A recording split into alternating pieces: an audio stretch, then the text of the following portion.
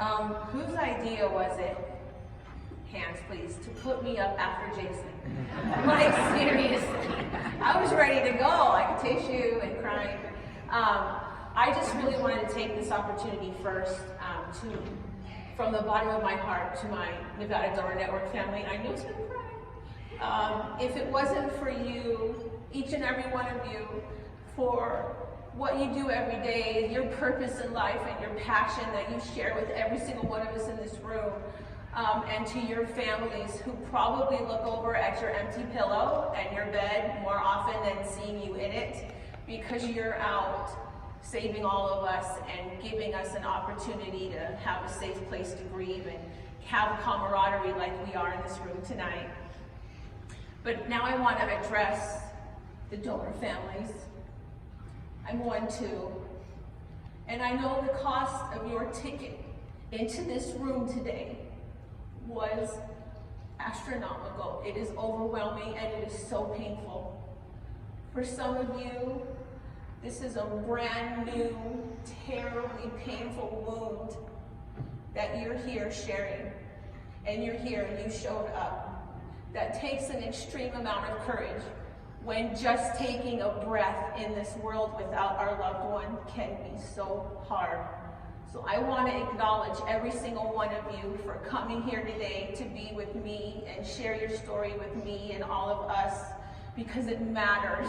It really matters. I applaud you from the bottom of my heart for being here today. Really.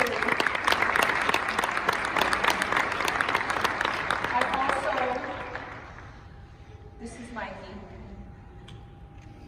I also have a couple things that I want to talk about today. One of my main reasons for being up here today and for being such an advocate is that I realized very shortly after the day in my new life, which I'll share with you my story, was that without donor families like you and like me, there are no survivors.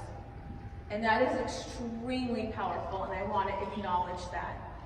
Whether your loved one was the one that said yes, or if it was a decision that you had to bear and still do, and question every day, did I do the right thing? Should I have waited? I applaud you, and I celebrate you. And this is my other reason. This is something that fuels my fire every single solitary day. This is something that reminds me every day that I was given 18 years with this amazing young man, chose me to be his mom. And as much as I advocate, and you would know as a parent that you advocate for your children in life, we also do it in their death.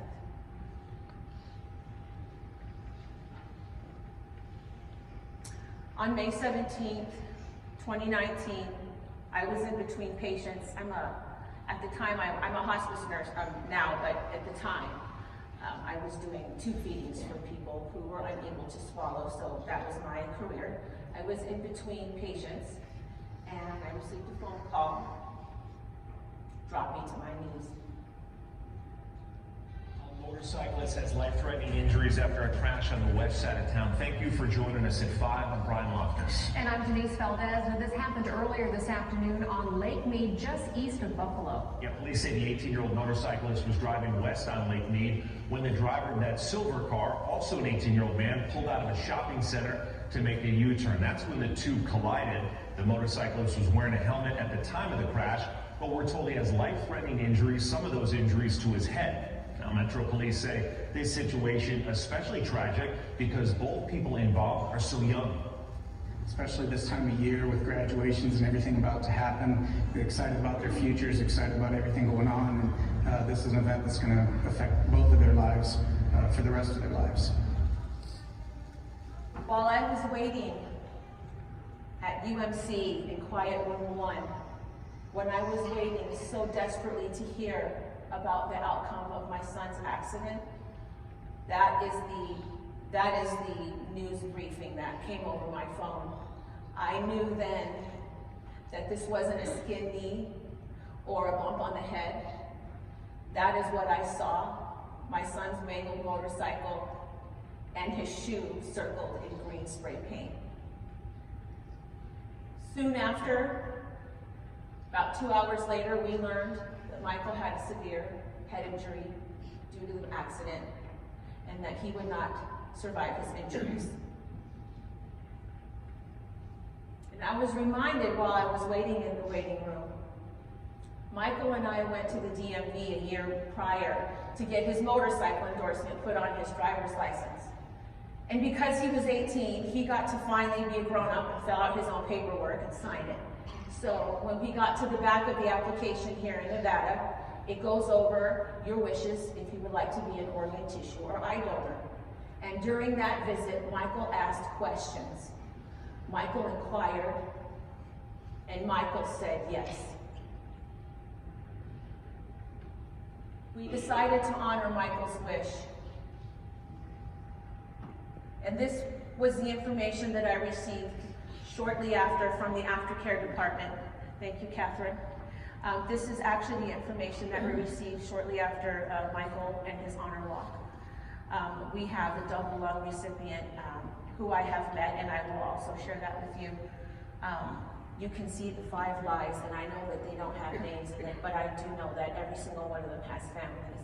And that is something that has kept me through this situation, is realizing that in my grief and in my loss, there is somebody right now who's living a second chance at life, and how extremely valuable they are to me because they are a part of me living my second chance. 4 months after Michael's honor walk, I was overcome with emotion, and having settled into my new life in a world without my son, I decided to write a letter. I needed to let these people know how extremely grateful I am that they're in my life, and I needed them to know that I love them and that they are so, so, so valued in my family.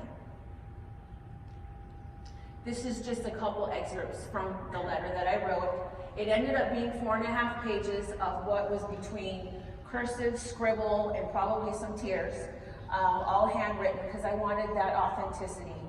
And as some of you may know, in our letters, we can't put any identifying information. We can't use our loved one's first name, cannot use phone numbers, pictures, addresses, email address, really for anonymity, because it's a very sensitive situation and some people aren't ready. They just aren't ready. So they kind of let us know it might take about a year, because again, this is numbers.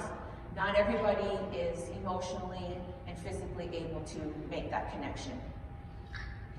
So please know how grateful I am that you are in my life. My reaching out was for myself and Michael to welcome you to our family. And thank you for giving me a second chance at life.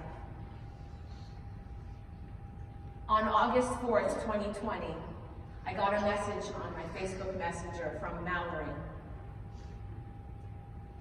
Mallory is Harold's daughter-in-law, and Harold is Michael's double lung recipient, who received my letter on that day. And this is Harold welcoming himself home from his lung transplant, which ended up him leaving a day early. And after meeting Harold, who recently bought a boat, he named it Perfect Match. He had actually gotten a call 5 other times for a lungs. And each and every time there was either cancer in the lungs, or they didn't fit, or the doctors had declined them, or there was just a number of reasons. So Michael and Harold just definitely were a perfect match and made for each other. So we decided to spend Michael's 20th birthday, which was October 17th. We decided to spend that with Harold and his family in Texas.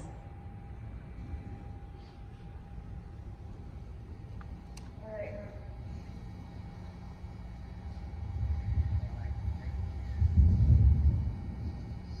Happy birthday, baby. Yeah. It's okay. dear Father, even for a brief moment. I will love you forever, Mike, and I promise we will be together again one day.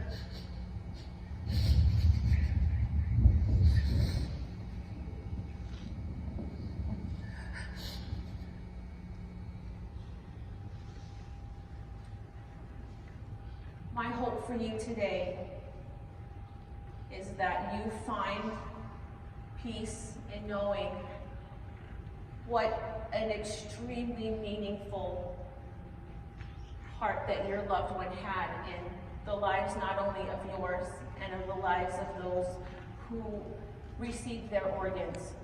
And your community here, we're all here for you, all of us. There is a way where grief and gratitude can live in the same space. And I would have told you, what are you talking about? It's crazy. Until my new life, until I have been given this gift, and I do say that to people at times, they'll say, you know, would you want Michael back if you could? Of course I would want him back. Would I want to change this experience? No.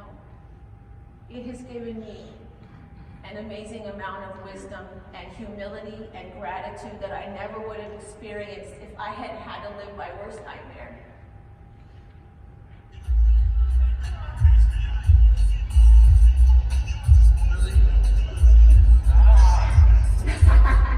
My name is Courtney Kaplan, and I am a proud mom of a donor hero. Thank you so much.